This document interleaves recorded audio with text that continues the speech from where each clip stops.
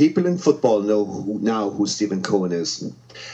Before the campaign had even coalesced into a campaign, 442, which I would consider personally to be the Bible of the magazine Bible of football, certainly English football. Mm-hmm. 442 dropped him, and this was barely without a request. Before there was any official campaign, official boycott, official committee, official this, official that, 442 dropped him. We realised very early on that the sponsors, people like Heineken, Roughneck Scarves, Who Are You Designs, Jack the Lad, all these people, Photo Pubs, that they were the lifeblood of Stephen Cohen. So what we wondered was, did these people know what was being said in their name and with their money? So we took the attitude that we're going to tell them, we're going to go to them and just tell them what Stephen Cohen is indeed saying. So we approached via an email campaign initially, which was a parallel campaign for the North American clubs and the LFCNY. And that's not to say that the LFCNY and the North American clubs are divorced. They just ran parallel campaigns. And I believe, personally, I spoke with World Soccer Shop at 365 Inc. And once I explained what Stephen Cohen had said, they were very clear. They wanted nothing to do with him. And we moved through the advertisers like that. Some of them were receptive to our message and others weren't.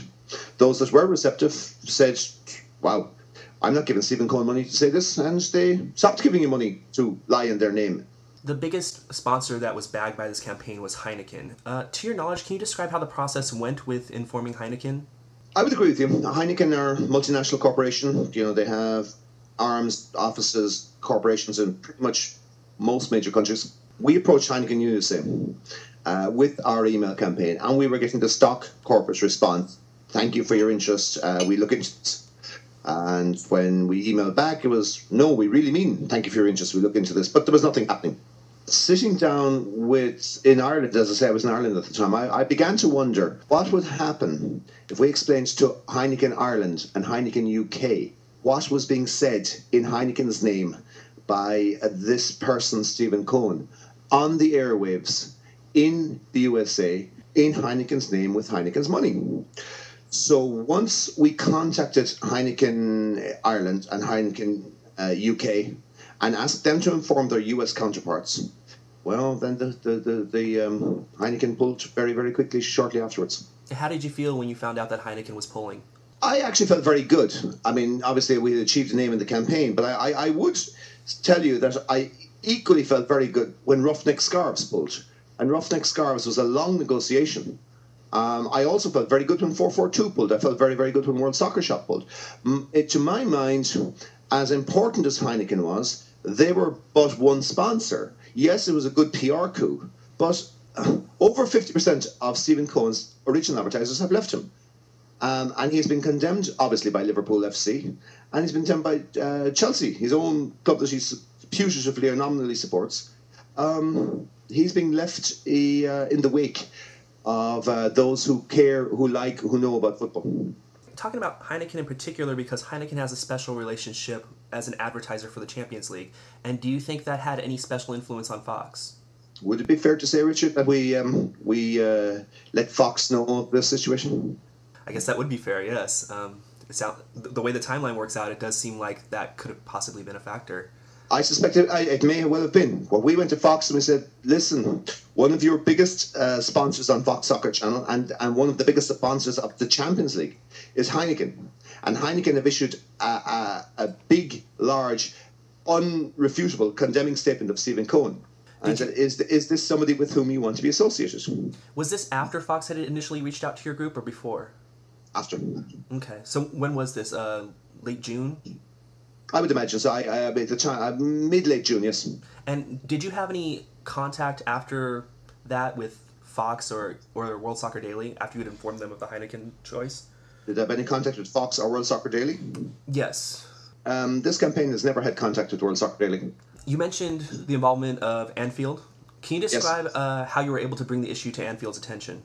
Bit of a sustained campaign. I was very touched by the tribute to the 96 that happened at the Arsenal Cup game 2 years ago, wherein Kelvin Mackenzie, the editor of that infamous newspaper, whose name I will not even mention, had said that everything he had printed after Hillsborough was correct and it was right and it was the truth. For your listeners who may not fully understand the nuances of Anfield, the game was stopped 6 minutes after it had begun. It stopped at 3:06 when people realised that there were Liverpool fans dying on the terraces. So for 6 minutes into the Liverpool Cup game against Arsenal at Anfield in January of 2008, I believe, the entire of the Kop stood up with a mosaic saying the truth and sang Justice for the 96. I thought that was a wonderful tribute, and I began to wonder, how did somebody go about arranging that, organising that? So I reached out to a few contacts I would have on Merseyside, and I said, who was responsible for that? Who organised that demonstration? Who organised that tribute to the 96? And when I found out who it was, I contacted that person. I would prefer not to mention his name because I haven't asked him if I can do so. And I asked him how he had done that. So he explained to me how he'd done it. I said, right. I said, I need to speak to somebody in Anfield. I said, I need Anfield in the strongest terms possible to condemn Stephen Cohen. I was informed that Anfield, by and large, do not comment on Hillsborough except around the time of April 15th. That prefer to leave all Hillsborough-related comments, matters, whatnot, to the families. So it was quite a coup after, maybe a week, 10 days or something like this, to get Anfield to issue a statement condemning Stephen Cohen. Anfield do not talk about Hillsborough outside of April 15th. This is the first time ever. And I think that should maybe impress upon your listeners as to how seriously Stephen Cohen had transgressed. That Anfield took an action they have not taken in 20 years, once, and they took it and they condemned Stephen Cohen as being, a merchant of hate and just a general liar. For a lot of listeners, that was the first sign that this had gone beyond a small radio controversy to something that was going beyond the United States borders. But even more shocking for some listeners was when Chelsea FC spoke out against Cohen, and Cohen is a staunch Chelsea FC supporter. Did you have any involvement in soliciting that statement? Richard, I suppose when you're running a campaign like this, there are certain things that you do that matter, and there are other things that you do that have a PR value. And we recognised that Stephen Cohen was a staunch Chelsea fan, and that wherever his animosity against Liverpool came from, it was fueled by the fact that Liverpool had taken care of Chelsea in recent seasons, most infamously by the 2005 Champions League semi-final. So we wondered what would happen if if Chelsea were informed of what Stephen Cohen had said as a Chelsea fan, and was using his platform as a Chelsea fan to injure, to insult 96 families in Merseyside. So we emailed Chelsea Football Club on a number of occasions, explained what the story was, and asked did they want to issue a statement. They did. They told him that they couldn't be responsible for Stephen Cohen, who's just one of 90 million fans, that they didn't want to comment much further than that because giving Stephen Cohen oxygen was, quote unquote, the worst thing they could do. And they condemned any anti-Hillsborough statements as being, vile and untrue. And I'd like to move to what the campaign is currently doing. Are you still targeting World Soccer Daily sponsors? Indeed we are. What kind of reaction have you received, particularly from the ones that have come on since the campaign started? Some of them have listened to us. All of them have listened to us. None of them have come on board. But I would wonder about the usefulness, perhaps, of replacing a multinational like Heineken with a small wine fulfillment shop in upstate New York. They're not exactly like for like, are they? Have you learned any information about potential rate changes that World Soccer Daily has undertaken to solicit new sponsors? One of the ad rates we have heard is that it's 50% of what it was for 20%.